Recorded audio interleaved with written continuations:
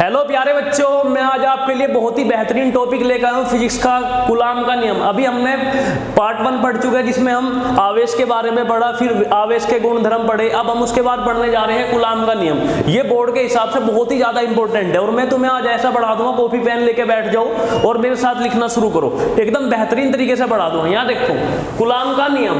Coulomb का नियम क्या बोलता है, पहले हम डेफिनेशन पे वर्क कर लेते हैं कि किन्हीं दो बिंदु आवेशों के बीच जो आवेश होना चाहिए वो बिंदु आवेश होने चाहिए, बहुत बड़े आवेश नहीं होने चाहिए। किन्हीं दो बिंदु आवेशों के बीच लगने वाला कूलाम बल दोनों आवेशों के गुणनफल के समानुपाती, दोनों आवेशों के गुणनफल के समानुपाती तथा बीच की दूरी के वर्ग के व्युत्क्रमानुपाती। पहली बात तो ये नियम है, जैसा उन्होंने बता दिया वैसा ही मानना पड़ेगा। देखो हमारे पास दो बिंदु आवेश,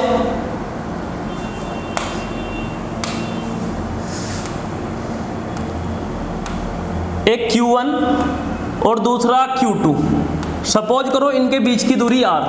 हमारे पास दो बिंदु आवेश, एक Q1 एक Q2 और इनके बीच की दूरी r। तो ये क्या करते हैं, हम क्या करते हैं, मान लो अगर मैंने Q1 को ऐसे पकड़ लिया तो Q2 इधर भागना शुरू कर देता है, तो इसका मतलब Q1 Q2 पे बल आरोपित करता है। वैसे ही अगर मैं Q2 को पकड़ दूं तो Q2 इधर भागना शुरू हो जाता है, तो इसका मतलब Q2 Q1 पर बल आरोपित करता है।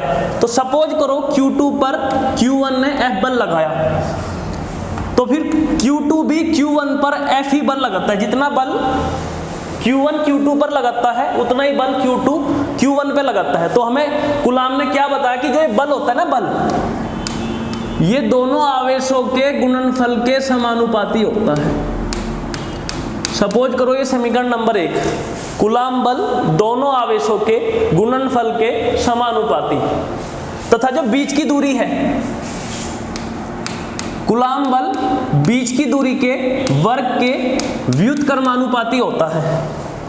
कूलाम बल दोनों आवेशों के गुणनफल के समानुपाती तथा बीच की दूरी के वर्ग के व्युत्क्रमानुपाती होता है। डेफिनेशन भी प्यारे बच्चों यही है कि किन्हीं दो बिंदु आवेशों के बीच, दो स्थिर आवेश होंगे उनके बीच लगने वाला कूलाम बल दोनों आवेशों के गुणनफल के समानुपाती तथा बीच की दूरी के वर्ग के व्युत्क्रमानुपाती होता है। फिर प्यारे बच्चों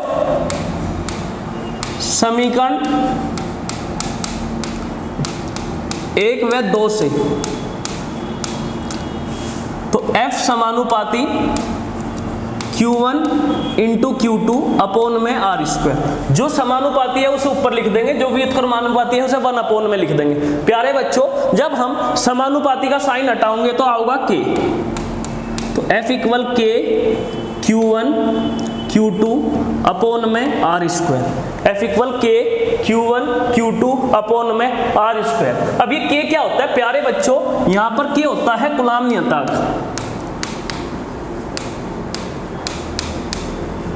कूलाम नियतांक जिसका वैल्यू होता है प्यारे बच्चों, K क्या है कूलाम नियतांक, और जिसका वैल्यू होता है K इक्वल 1 अपॉन 4 पाई अपसाइलन नोट। इसका नाम है epsilon note. K equal 1 upon 4 पाई अपसाइलन नोट, और इसका वैल्यू 9 इंटू 10 का पावर 9 न्यूटन मीटर स्क्वायर पर coulomb square. K equal 1 upon 4 पाई अपसाइलन नोट इक्वल 9 इंटू 10 का पावर 9 न्यूटन मीटर स्क्वायर पर coulomb square. K का ये एसआई मात्रक कहां से आया, तो प्यारे बच्चों यहीं से बना।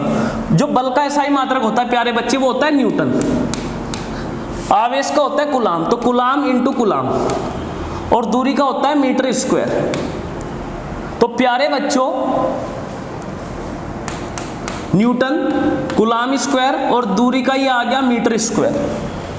तो प्यारे बच्चों मीटर स्क्वायर को इधर भेज दो तो newton metre square equal K coulomb square. Coulomb square को इधर भेज दो तो K इक्वल मिला न्यूटन मीटर स्क्वायर पर कूलाम स्क्वायर। तो प्यारे बच्चों हमें यहां से ये पता लग गया कि K बराबर होता है 1 अपॉन 4 पाई अपसाइलन नोट, और वो बराबर होता है 9 इंटू 10 की पावर 9 न्यूटन मीटर स्क्वायर पर कूलाम स्क्वायर। प्यारे बच्चों फिर से शुरू से स्टार्ट करते हैं एक बार और, फिर मैं इसे तुम यहां से या तो स्क्रीनशॉट ले सकते हो या कॉपी में नोट डाउन कर सकते हो। कूलाम का नियम क्या होता है, किन्हीं दो बिंदु आवेशों के बीच लगने वाला कूलाम बल दोनों आवेश आवेशों के गुणनफल के समानुपाती तथा बीच की दूरी के वर्ग के व्युत्क्रमानुपाती होता है। मान लो ये Q1 आवेश Q2 आवेश पर बल आरोपित करता है, तो Q2 आवेश भी Q1 आवेश पर बल आरोपित करता है। जितना बल Q1 Q2 पर आरोपित करता है उतना ही Q2 Q1 पर आरोपित करता है। फिर कूलाम के नियम ने हमें प्यारे बच्चों ये समझाया कि जो बल होता है ना बिंदु आवेशों के बीच में जो बल, वो दोनों आवेशों के गुणनफल के समानुपाती तथा बीच की दूरी के वर्ग के व्युत्क्रमानुपाती होता है। फिर हमने क्या करा, समीकरण 1 व 2 से F समानुपाती Q1 Q2 by R square, फिर समानुपाती का साइन हटाया तो आया K, F equal K Q1 Q2 upon में R स्क्वायर। फिर प्यारे बच्चों K क्या होता है, कूलाम नियतांक, इसके बारे में भी हम डिटेल में डिस्कस करेंगे। तो K equal 1/4 pi epsilon not equal 9 into 10 का पावर 9 न्यूटन मीटर स्क्वायर पर कूलाम स्क्वायर। फिर मैंने तुम्हें K का SI मात्रक बनाना सिखाया। तो प्यारे बच्चों F न्यूटन, K आवेश का SI मात्रक कूलाम इंटू कूलाम और दूरी का मीटर स्क्वायर। तो न्यूटन कूलाम का कूलाम में मल्टीप्लाई करा कूलाम स्क्वायर अपॉन में मीटर स्क्वायर, और मीटर स्क्वायर को इधर भेज दिया तो न्यूटन मीटर स्क्वायर बराबर K कूलाम स्क्वायर। ये मल्टीप्लाई में था, नीचे डिवाइड में आ गया, तो K बराबर मिला न्यूटन मीटर स्क्वायर पर कूलाम स्क्वायर। प्यारे बच्चों K का वैल्यू मेरे साथ याद करो, K equal 1/4 pi epsilon not equal 9 into 10 का पावर 9 न्यूटन मीटर स्क्वायर पर कूलाम स्क्वायर। प्यारे बच्चों आगे बढ़ते हैं। हमें यहां से पता लगा कि सर ने हमें यह बताया कि सर हमें यह पता लग गया K इक्वल होता है 1/4 pi epsilon not equal 9 into 10 का पावर 9 न्यूटन मीटर स्क्वायर पर coulomb square. K equal 1/4 pi epsilon not equal 9 into 10 का पावर 9 न्यूटन मीटर स्क्वायर पर कूलाम स्क्वायर। तो प्यारे बच्चों अब ये जो मैंने एप्सिलॉन नॉट बताया था इसका नाम होता है निर्वात की वैद्युतशीलता। निर्वात की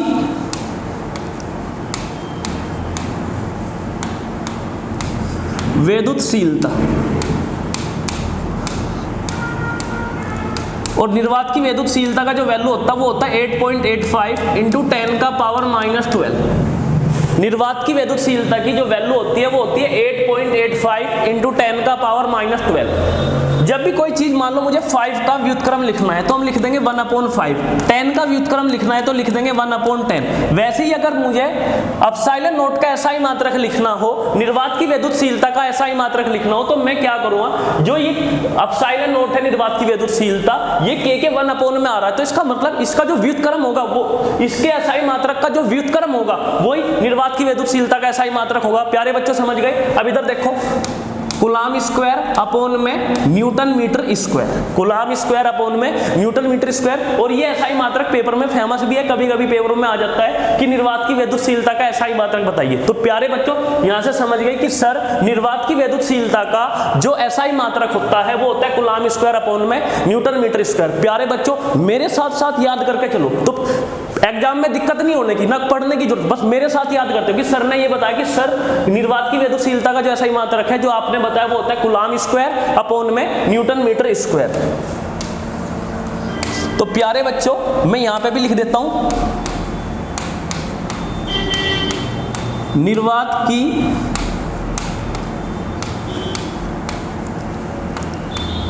वैद्युतशीलता का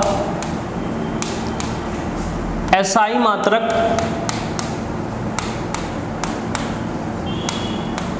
कूलाम स्क्वायर अपॉन में न्यूटन मीटर स्क्वायर। प्यारे बच्चों निर्वात की वैद्युतशीलता का जो SI मात्रक होता है वो होता है कूलाम स्क्वायर अपॉन में न्यूटन मीटर स्क्वायर। और इस सिंबल का जो नाम होता है प्यारे बच्चों मैंने ये भी बताया था, इसको हम एप्सिलॉन नॉट के नाम से जानते हैं, एप्सिलॉन नॉट। अब प्यारे बच्चों पेपर में यहां से एक क्वेश्चन और फेमस है कि निर्वात की वैद्युतशीलता की विमा क्या होती है, निर्वात की वैद्युतशीलता की विमा। तो प्यारे बच्चों वो भी डिस्कस कर लेते हैं। तो एक बार तो मैं तुम्हें अपने तरीके से बता रहा हूं कि डायरेक्ट याद कैसे रखते हैं। तुम्हें एक वर्ड याद रखना है माल्ट, MALT। हमारे सर ने इतनी बेहतरीन ट्रिक बताई, यहां देखो 1 2 3 4 सारे बच्चे यही बोलेंगे कि सर ने इतनी बेहतरीन ट्रिक बता दी, कोई दिक्कत नहीं। पहले एक वर्ड याद रखो बल्ट, फिर उसके बाद माइनस प्लस माइनस प्लस, ये ट्रिक है प्यारे बच्चों। अभी बनाना भी सिखाऊंगा तुम्हें, बस कैसे याद रखना कि सर ने इतनी बेहतरीन ट्रिक बता दी कि अगर हमें निर्वात की विद्युतशीलता की वीमा बनानी हो तो एक वर्ड याद रखना है MALT माल्ट। फिर क्या लिखेंगे, पावर में लिखेंगे 1 2 3 4, फिर माइनस से शुरू करेंगे, माइनस प्लस। दोबारा सुनो प्यारे बच्चों, निर्वात की विद्युतशीलता का SI मात्रक क्या होता है, कूलाम स्क्वायर अपॉन में न्यूटन मीटर स्क्वायर। फिर पेपर में दूसरा क्वेश्चन फेमस है कि सर वीमा क्या होती है, तो वीमा प्यारे बच्चों कुछ नहीं, बस एक वर्ड याद रखना है MALT माल्ट, और उसके ऊपर पावर लगा देनी 1 2 3 4, फिर माइनस प्लस। कोई भी पूछे विद इन सेकंड उसके मुंह पे फेंक के मारो कि हमारे सर ने बता रखी, और जो रिजवान सर मतलब फिजिक्स। उसके बाद मैं तुम्हें बनानी सिखाता हूं। तो प्यारे बच्चों हमने कल चार्ज की डायमेंशन पढ़ी थी। चार्ज का डायमेंशन होता है प्यारे बच्चों A1 T1, और इसका SI मात्रक भी बताया था कूलाम। और कूलाम का मतलब चार्ज का जो डायमेंशन होता है वीमा प्यारे बच्चों वो होता है A1 T1। फिर हम निकालते हैं प्यारे बच्चों न्यूटन मतलब फोर्स का वीमा क्या होगा। सर हमने पढ़ा था F इक्वल होता है M में, तो अगर F इक्वल M में होगा तो प्यारे बच्चों F इक्वल M में द्रव्यमान इंटू त्वरण। तो प्यारे बच्चों तुमने पढ़ा होगा जो द्रव्यमान का वीमा होता है वो होता है कैपिटल M, और त्वरण का होता है L1T-2, L1T-2। उसके बाद मीटर स्क्वायर का क्या, मीटर स्क्वायर का तो L2 हो जाएगा, तो हम अपनी वीमा बना लेते हैं इसके हिसाब से। तो प्यारे बच्चों जब भी किसी की वीमा लिखते हैं उसे बड़े ब्रैकेट में लिखते हैं। तो कूलाम ने भी, कूलाम का वीमा भी बता दिया हमें सर ने, क्या होता है A1 T1, और सर इसका पावर कर दो 2 क्योंकि कूलाम का स्क्वायर। उसके बाद न्यूटन का भी बनाना सिखा दिया सर ने, कितना होता है M1 L1 T-2, और मीटर स्क्वायर प्यारे बच्चों, मीटर स्क्वायर का तो जो बच्चा रात को उठता होगा उसको भी याद रहता होगा कि L का पावर 2 क्योंकि मीटर का L1। उसके बाद A1 मतलब A का पावर 2, T का पावर 2, M1 L1 और L2 बेस सेम है तो पावर ऐड हो जाएगा L का पावर 3 और T-2। तो प्यारे बच्चों इसकी जो वीमा होगी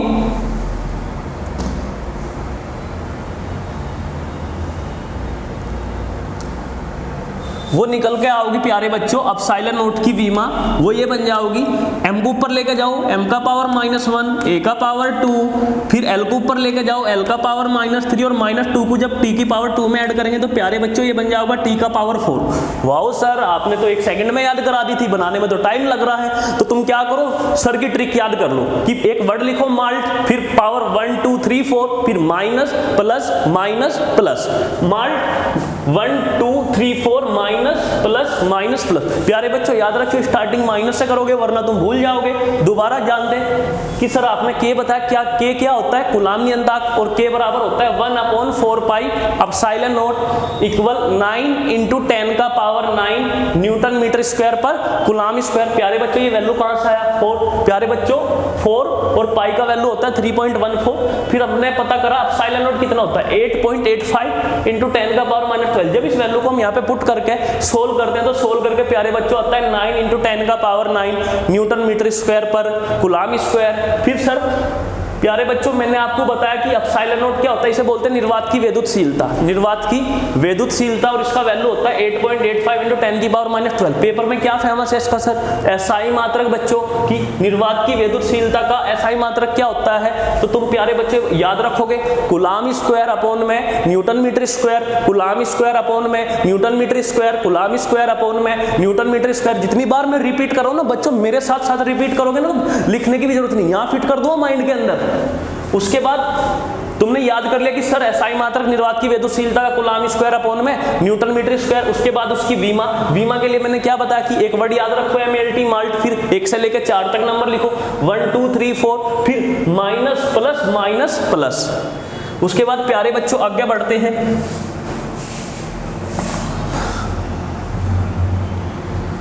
महत्वपूर्ण बिंदु,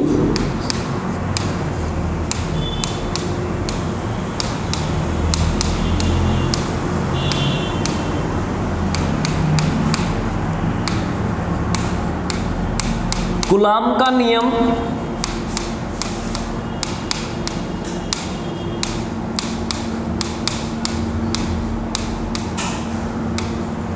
बिंदु आवेशों के लिए सत्य है,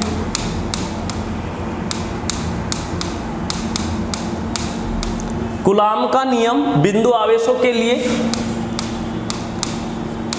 सत्य है। दूसरा,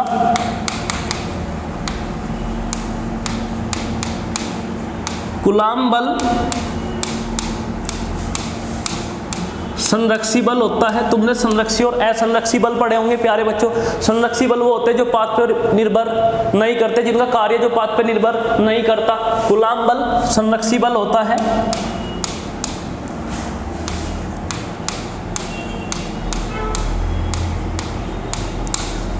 तीसरा पॉइंट,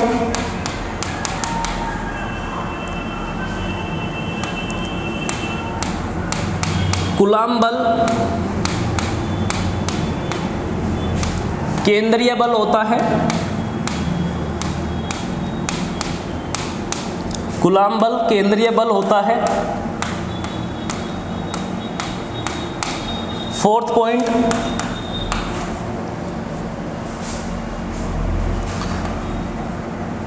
कूलाम बल दोनों आवेशों को मिलाने वाली रेखा के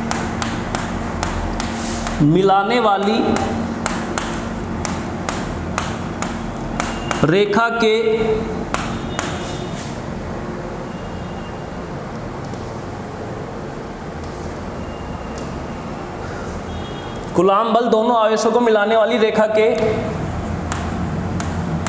अनुदिश लगता है। फिफ्थ पॉइंट, कूलाम का नियम न्यूटन के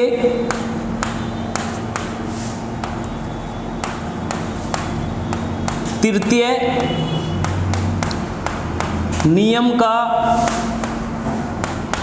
पालन करता है।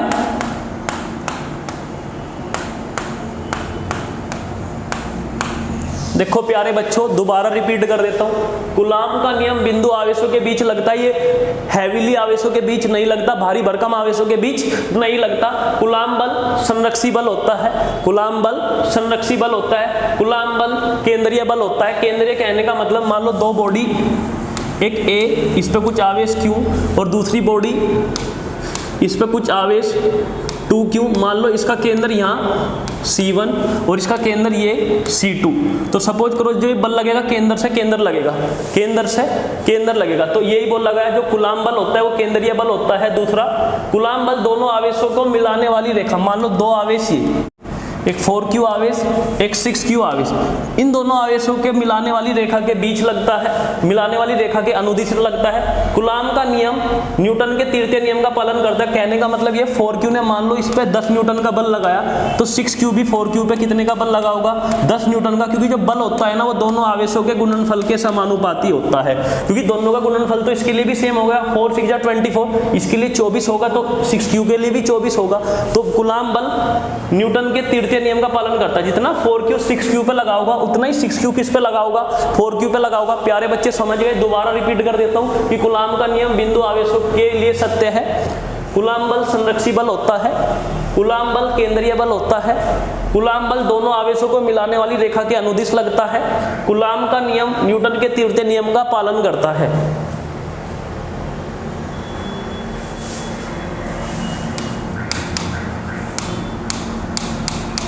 कूलाम का नियम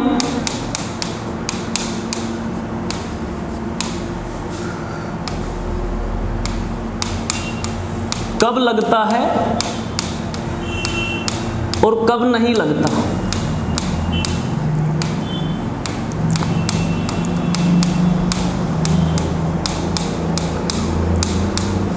मान लो ये दो आवेश, ये Q1 और ये Q2, ये दोनों विराम अवस्था में हैं। इसका भी वेग, ये भी विराम अवस्था में है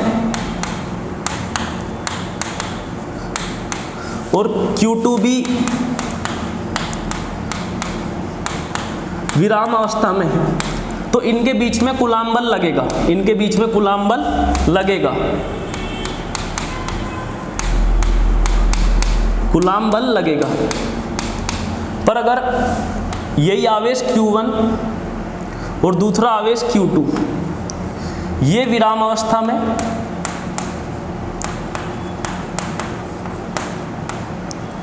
और ये गति में,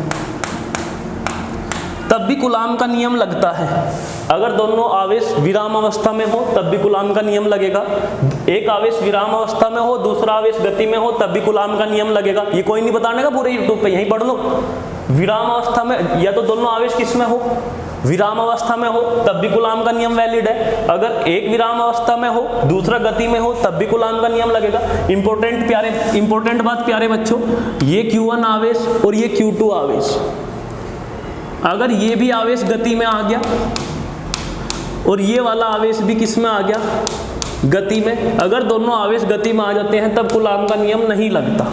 तो प्यारे बच्चों समझ गए इंपॉर्टेंट बात, अगर दोनों आवेश विराम अवस्था में है तब कूलाम का नियम लगता है, एक आवेश विराम अवस्था में है दूसरा गति में है तब भी कूलाम का नियम वैलिड है। पर अगर दोनों आवेश गति में आ जाते हैं तब कूलाम का नियम नहीं लगता। प्यारे बच्चों आज इस वीडियो को यहीं रोकते हैं, इसके बाद मैं आपको कूलाम के नियम पर क्वेश्चन लेकर आऊंगा पार्ट 3 में, और उसके बाद मैं कूलाम का नियम और गुरुत्वाकर्षण के नियम में क्या सिमिलैरिटी है और क्या डिसिमिलैरिटी है वो तुम्हें प्रॉपर समझाऊंगा होता है।